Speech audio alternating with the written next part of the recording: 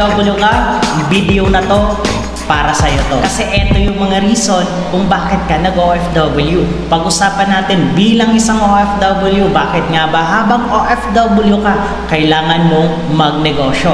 Eto yon. Meron akong sinulat dito sa whiteboard, okay, na kailangan mong maintindihan o baka ngayon mo pa lang ito marirealize. Bakit ka nag-OFW? Dahil may pangarap ka. May pangarap ka sa buhay. Ang pangarap, libre yan eh. Ngayon, kung nangangarap ka, para kanino? Normally, para yan sa family. Sa anak, sa asawa, magulang mo, o gusto mo magkaroon din sila ng magandang buhay. Tama?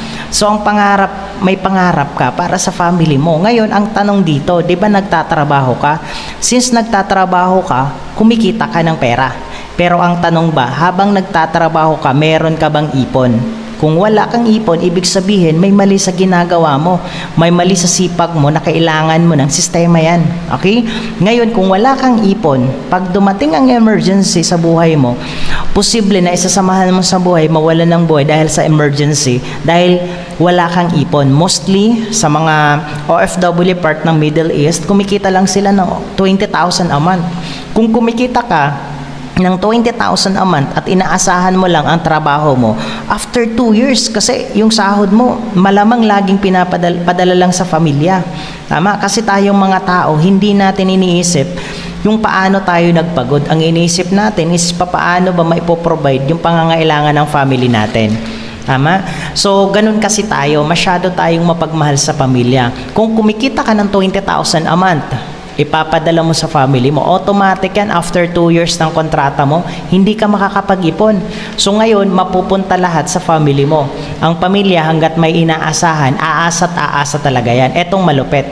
Ikaw na nagtatrabaho, what if hindi mo na kaya magtrabaho? Paanong pamilya mo? Minsan kasi ang tulong natin sa pamilya natin, ang tulong hindi nakakatulong. Tama? As OFW, ang ginagawa natin, ang kinikita nating pera, pinoprovide natin sa pamilya. Tinuturuan natin ang pamilya natin maging tamad. Tama? Kasi ang mindset natin, kaya tayo nagtatrabaho para sa kanila, kaya nakikita nila tayo as OFW, tayo ang provider nila. Ang pamilya, hanggat may inaasahan, aasa sa'yo yan. Kailan pa yun kikilos? What if magkasakit ka? Hindi mo na kaya magtrabaho. Kamusta ang pamilya mo? Umaasa lang sila sa kinikita mo. Ito pang malupit. Kung pamilya mo umaasa lang sa kinikita mo dito, at dito ka lang din umaasa, kapag walang sahod, di ba? Normally, no work, no pay. Ngayon, bakit kailangan mo magnegosyo? Kailangan mo magnegosyo, pasukin mo ang negosyo habang OFW ka pa.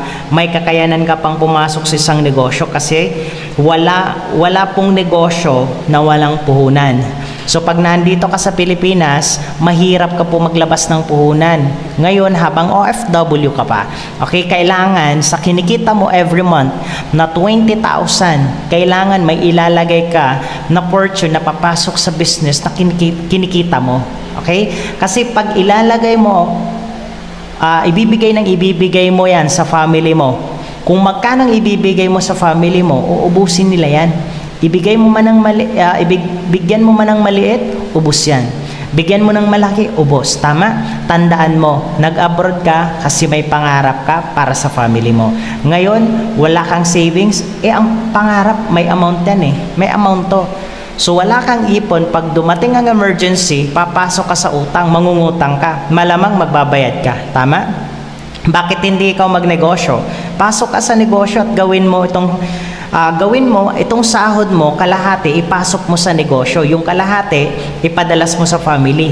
At least, ang negosyo mo, mag-generate ng pera. So, kung kumikita ka sa work mo, kumikita ka ng 20,000 a month, sabihin na lang natin dito sa negosyo, kumikita ka ng 20,000, ibig sabihin, 40,000 a month yung pwede mong kitain. Tama? Ganun ka-importante na may negosyo ka. Kasi bakit? Kung hindi ka magne-negosyo, pag wala kang extra na kinikita mo, sabi ko nga, pag no work, no pay. Pag may emergency, mangungutang ka.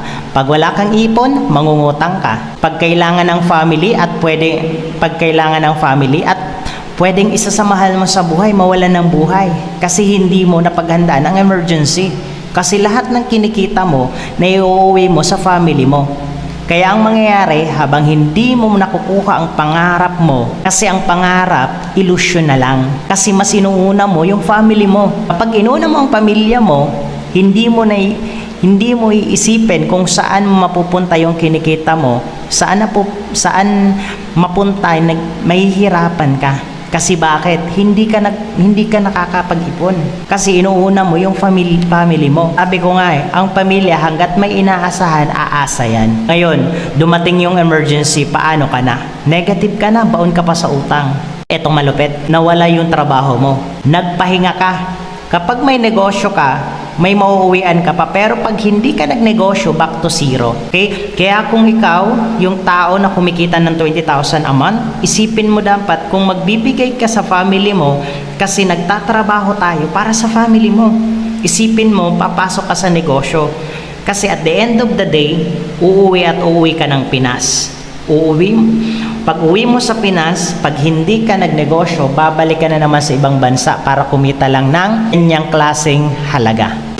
Ayun, so yun lang. I hope na may natutunan ka. I hope na may na-realize ka na importante pa rin na hindi ka aasa kung ano lang yung trabaho mo.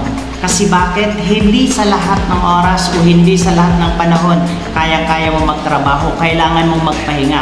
O kung ikaw isa kang OFW, uuwi ka pa rin ng Pilipinas. So kung wala kang source of income, babalik ka lang din ng ibang bansa. So mamimiss mo ulit yung family mo. Hindi ulit buo yung pamilya mo. So, yun lang ang masasabi ko. Pasukin mo ang online platform natin. Ako si George Del Barrio. Okay, i-message mo ako. Pag-usapan natin paano mo gagawin ang negosyo. Okay? God bless. Happy changing lives.